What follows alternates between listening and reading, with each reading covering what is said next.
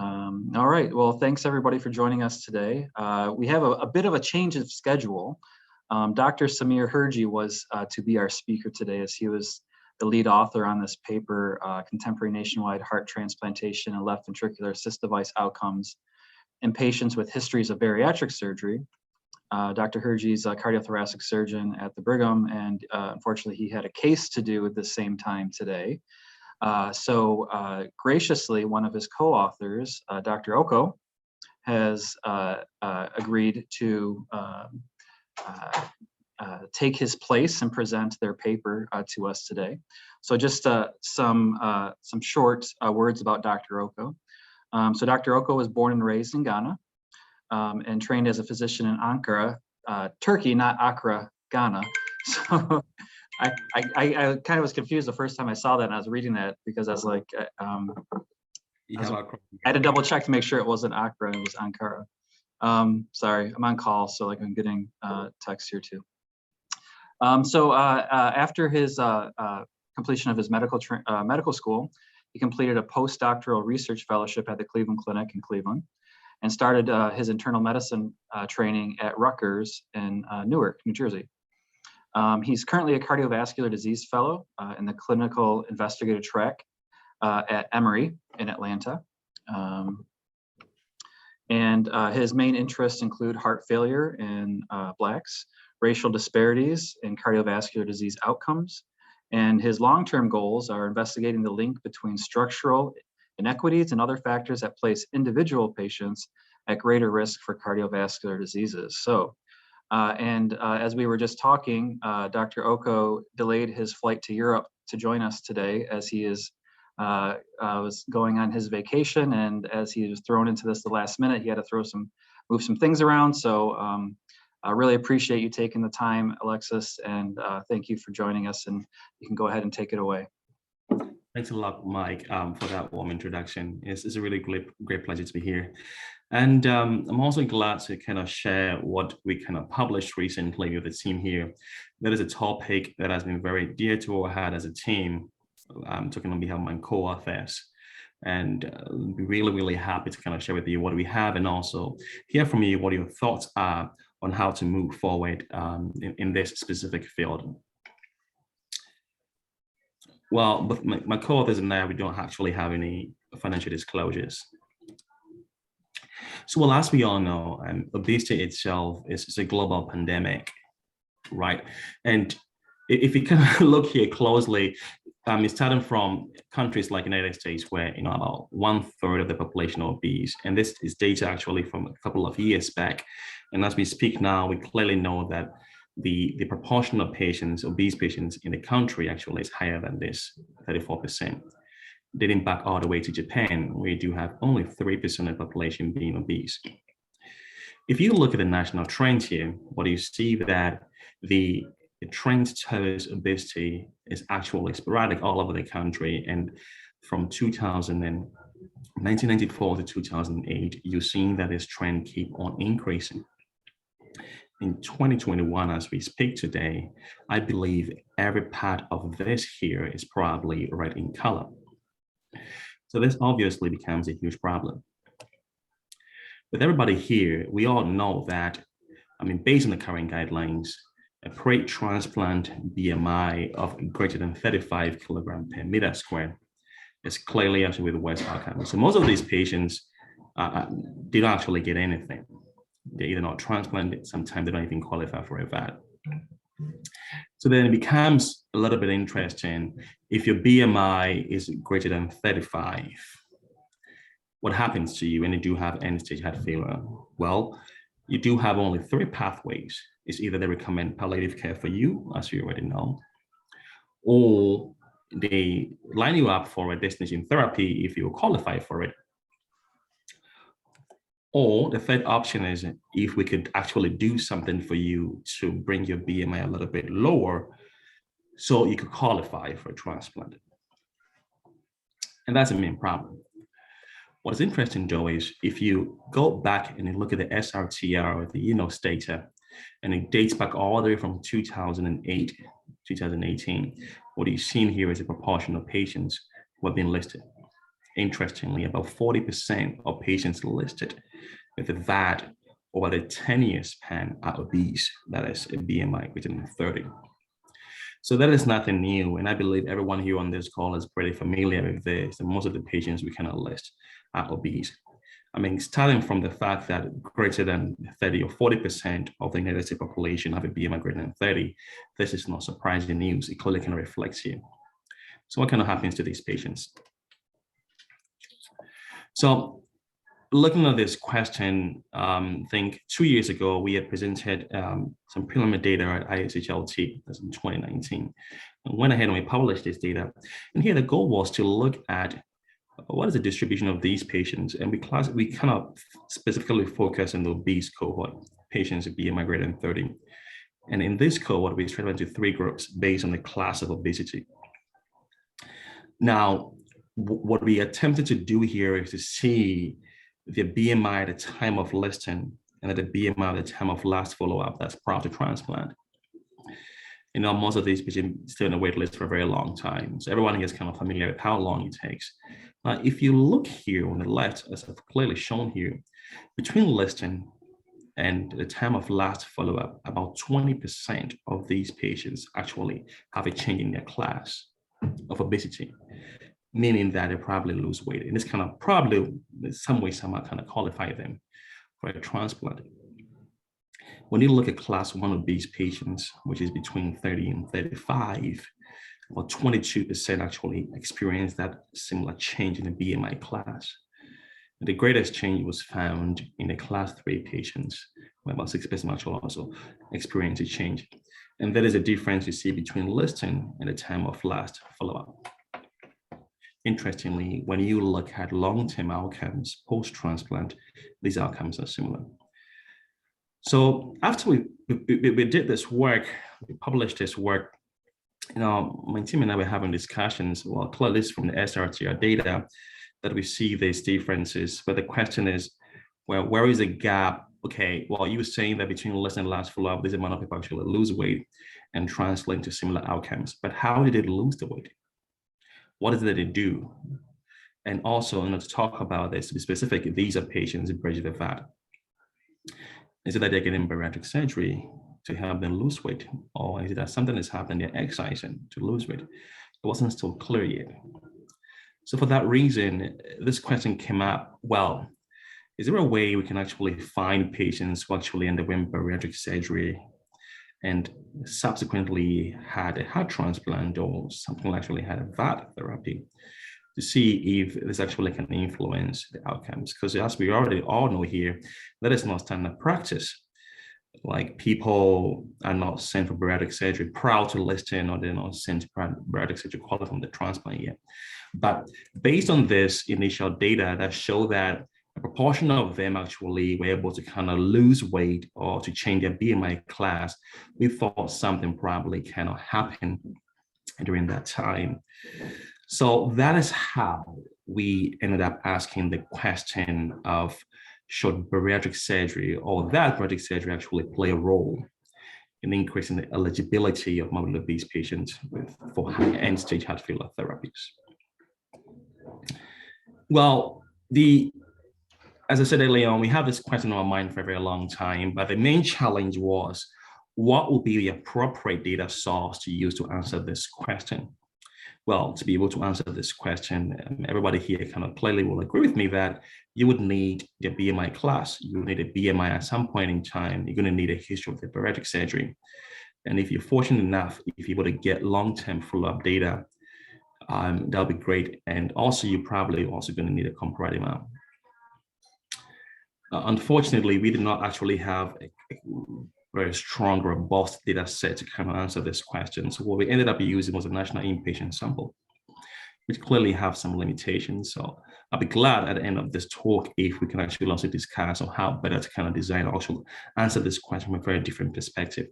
So the goal here was to characterize this patient population based on their history of bariatric surgery prior to undergoing a VAD or a heart transplant, and also describe the outcomes of those who had a VAD or heart transplant in patients with bariatric surgery.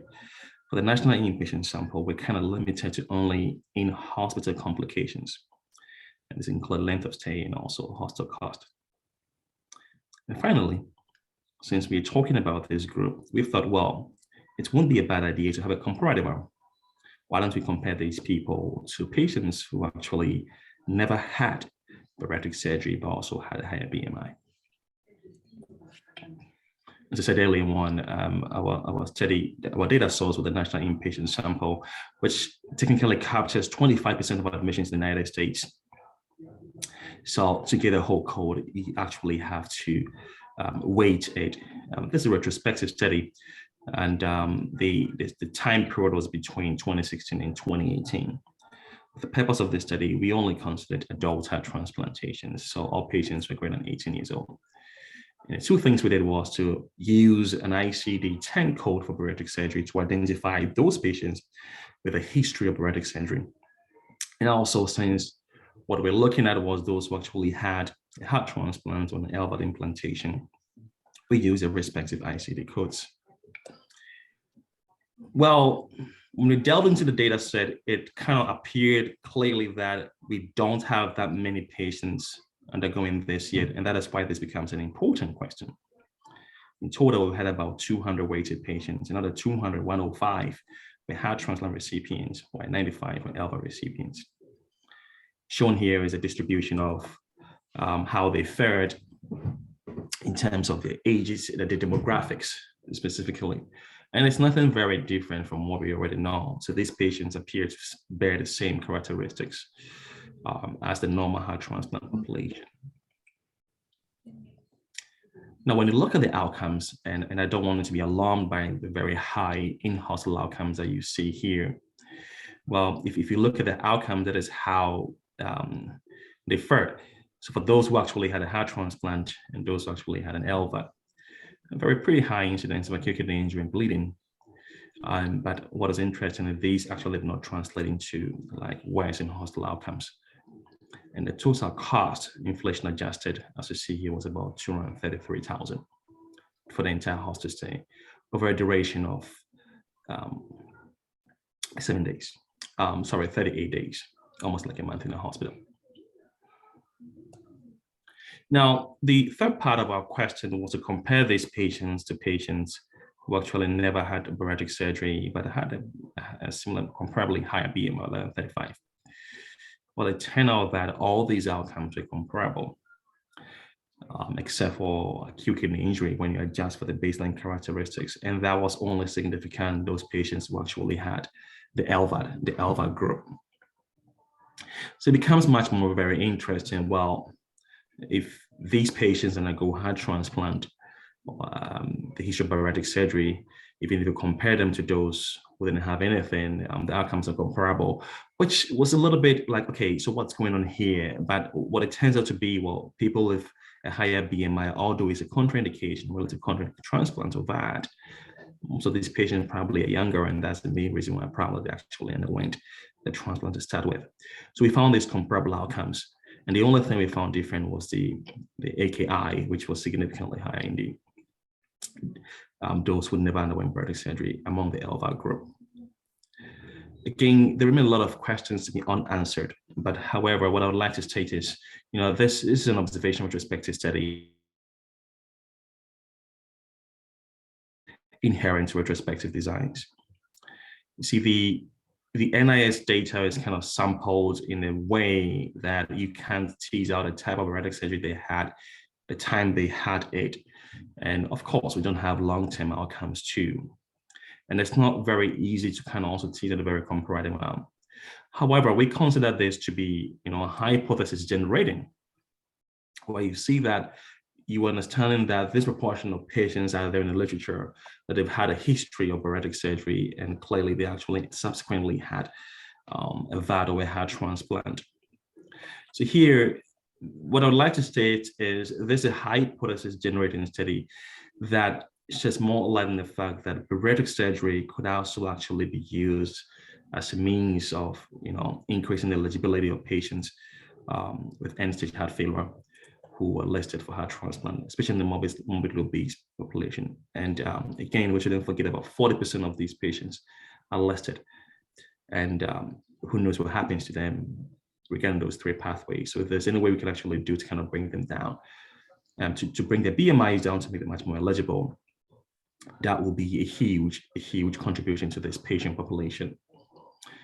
And I will take this time to kind of welcome questions and suggestions on how to move forward with this. Thank you very much for your time and for listening.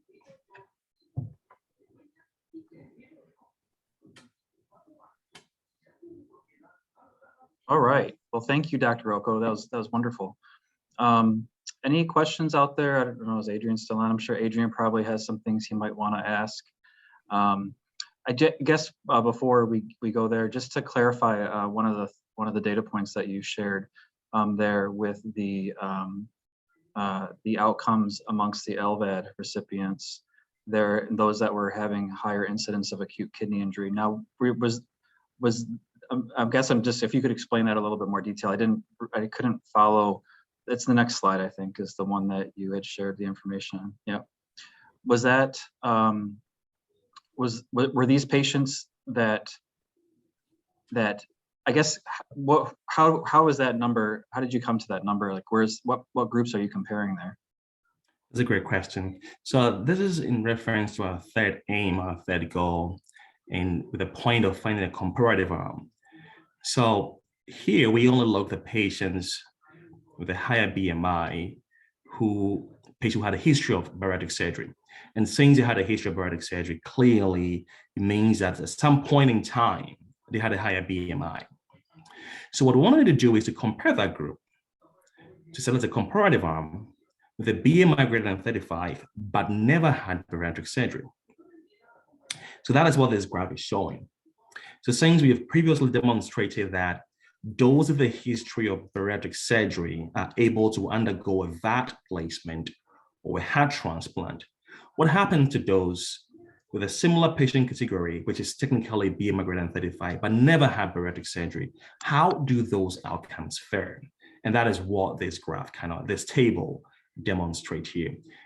And what you see here, everything kind of remain comparable except for the incidence of acute kidney injury that was significantly higher in those who never had a history of bariatric surgery. Okay. Yeah, that helps. That's what I was trying to decide. So those that did have bariatric surgery prior to their LVAD implantation had better renal outcomes than those that did not, but went into the surgery as being at least class 2 obese, than the BMI greater than 35. Okay. That's correct. Thank you for clarifying that for me. Does anybody out there have any other questions for Dr. Okoh? Hello, can you guys hear me? Yeah, we can. Great. Thanks for presenting this study. It's very interesting. I also share an interest on the bariatric surgery patients who are obese and are undergoing either bariatric surgery or heart transplantation. I was wondering if in this study, in the analysis of those undergoing heart transplantation, you excluded those who had previously had a VAD, because many patients initially have a VAD, then bariatric surgery as a means to improve their candidacy for heart transplantation. And some others, like some of our patients, have actually undergone bariatric surgery and then a VAD. So I wanted to know if you excluded patients who had undergone VAD and bariatric surgery from your heart transplant analysis. Yes, that's correct. So that is absolutely correct. I mean, if I understood the question clearly, you want to make sure if this heart transplant cohort that we're representing here does not include a patient who actually had a history of VAD placement, as in the sort of BTT. Is that correct? Yes, I wanted to know if there is a chance that you may be counting patients twice in the VAD study and the transplant study. Great. Absolutely not. So these patients are patients who had a heart transplant alone, like they never had a history of VAD. And exactly to clarify that point, that is why we cannot automatically recruited a VAD arm, like the LVAD arm, to make sure that we also see what happens to the VAD population itself. But that's a very excellent question. So these are patients, these are direct heart transplant. They never had a history of VAD placement or they've been able like DT. So these are patients who just had a heart transplant alone without a history of, but that's a really good question. Do you have any idea, like with these patients, was there, I guess, a mean amount of body weight loss prior to undergoing surgery, or an idea of like, a mean change in BMI? Like how remote was the bariatric surgery for these people? Was it something that, shortly preceded their VAD and transplant, or is it something that had been done years prior? Michael, thanks a lot for that question. And as I was kind of said earlier on, that's a very important question, remains critical, because as a clinician, the question you're going to ask is the time of the surgery and how much weight they're likely to lose. Unfortunately, the NIS data, we're not able to tease out the time that the surgery happened, number one, and also we're not able to tease that amount of weight loss from the surgery. But in reference to that question, that is why I was trying to kind of reference this paper that we published early on. So this kind of gives a little bit of granular data and also long-term outcomes. And here, again, if you look at the BMI itself, if you categorize it, this is for only obese patients. So of course, would you mind actually for my benefit and probably some others, because I'm having just to understand, I guess, the bar graph a little bit more. Could you walk us through kind of what that's showing with the color scheme and all this? Oh, absolutely. Yeah. Yes, let me see. I'm just going to make it a little bit bigger here. Great. So shown here on the left-hand side is the time of listing. And so 100% of these patients were listed. So if you, I'm kind of standing from the far left. So among these, what you do see here is in red is if your BMI is less than 30. Mm-hmm. So in blue, again, I would like to say these are obese patients. In blue is your BMI, and the deep blue is your BMI is class 1, between 30 and 35, 34.9. In the light blue is between 35 and 39.9. Then in the deep blue and the black color is your BMI is greater than 40. So here, what we're demonstrating at the time of listing, as you can see here clearly, now this proportion of patients actually were class 1. So everybody here is obese at the time of listing. However, at last follow-up, you are seeing that you do have 20% of this whole cohort have dropped their BMI class to less than 30. Okay. And of course, this kind of remains the same as this. So 1 out of 5 of these patients, obese patients, at the time of list, at the time of last follow-up, 1 out of 5 of them probably some way, somehow lost weight to drop into a lower BMI category. And we believe this probably is what kind of qualify them to want to go the heart transplant. So 20% is a huge number. And I'm kind of referencing this graph in reference to the question that you just asked. The important question that you just asked is how much weight loss are we actually seeing, or how much of a time? So if time-wise, if you look between listing and last follow-up for most of these patients, everybody here knows how long they stay on the wait list. So that is just kind of a reference, but we're able to tell that at least 1 out of 5 of them, they lose weight. Now the question is as to how they lose weight is not pretty clear. Did they undergo bariatric surgery? Did they lose weight because they were too sick? That wasn't kind of pretty clear from that perspective, but what we're seeing is about 1/5 of them, which is pretty high number. They lose weight to the point that the BMI kind of drop into a lower BMI category. But for the purpose of this study, specifically with the NIS, we are very limited in giving those details in terms of BMI, time of surgery, and most importantly, the type of bariatric surgery. Any other questions? Otherwise, I can continue asking mine. I was wondering if there was any difference in the baseline characteristics of both bariatric surgery versus non-bariatric surgery groups in the VAD and the transplant cohort. Oh, that's a great question. We did not show that in the paper because we just wanted to make this a short, a concise report. But so the question is, did you compare these two groups for the bariatric surgery and those without bariatric surgery, correct? Yeah, we don't have that table here is shown, but that is clearly something we can pull up and look if there were differences between the two groups. I mean, here our baseline characteristics was just going to give an overview of how these patients look like. And again, this is only the bariatric surgery patients, but we've not compared them to those who never had a bariatric surgery in terms of baseline characteristics. So that's a very important and really great question, which we definitely can look into that because we have the data. You had mentioned that this is like a hypothesis generating work. So where do you and your group feel like you're going to take this area of interest next and explore which types of patient outcomes or patient populations moving forward? So the goal here is, Emory had this detailed discussion. After we found this, we found out, well, the incidence of, there is a patient population like that exists. This is a nationwide sample. But looking at how low it is, one thing we learned from this data is lack of awareness. So that's one thing. So the big lesson is lack of awareness. So now we have to kind of put it out there that bariatric surgery is an option. Well, my group and I are working on a prospective study where we're going to start actually looking at these patients, create a prospectively maintained database and kind of follow them prospectively. So if we have a patient who kind of comes to a clinic, the VAD plays or a heart transplant patient, and they're obese, so talking to them about it, hey, listen, this could be an option for you.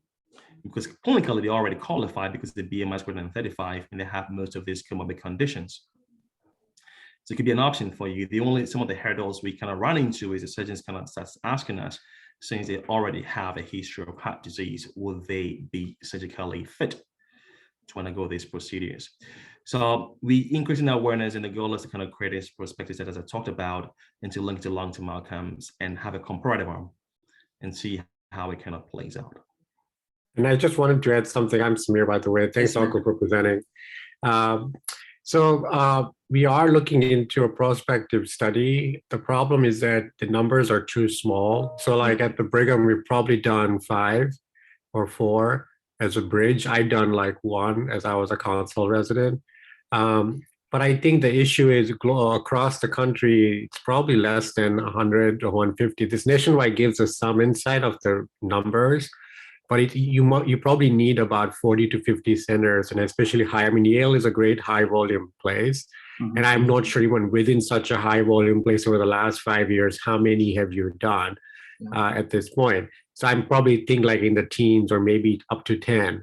And then the other aspect is how granular is the data with the UNOS, because UNOS doesn't have this information that gives you prior bariatric surgery. NIS gives you this information, but it's not granular enough about the details that you need. There's no way to merge the either data. So I think we are trying, but it's been difficult. It's more common for referrals for kidney transplants. It's been sort of a much more aggressive move for the kidney transplant people right now. So I'm hoping that there would be this meeting, or at least some sort of, this meeting will allow us to sort of find a way where we can mutually look for these patients and at least report a much more granular series where you can look at timing, which is, I think, something that would be important for the transplant community. Yeah, no, thank you, Samir. I think we're,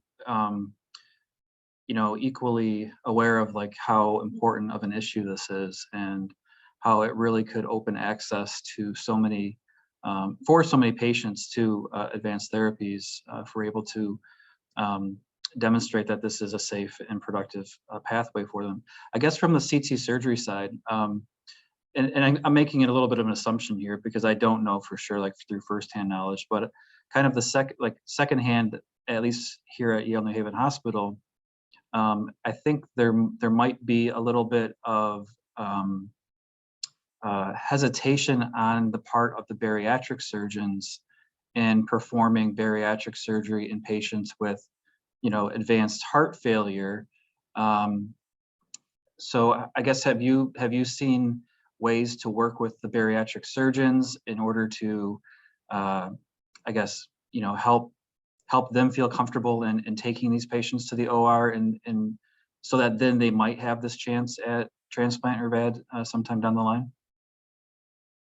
Not that I've experienced. I think we did, 2 or 3. One was a BTT that required a lot of coordination. And the surgeon that did it was probably one of the most experienced surgeons who was able to do it.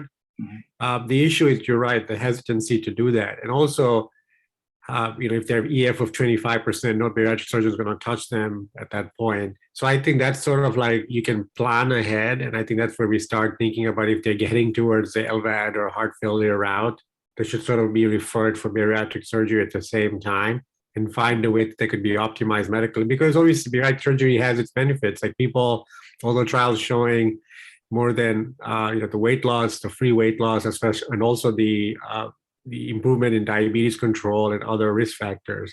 So I think there is a potential, but I think right now it's just, it's tough to find the right bariatric surgeons. I'm trying my best to look around centers and how many people are doing, but so far I've not gotten much success.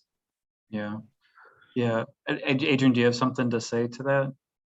Yes, something that at least Houston Methodist started doing a while ago was for these patients who had advanced heart failure and obesity, was to bridge the patients with inotropes and intra-aortic balloon pumps for the bariatric surgery.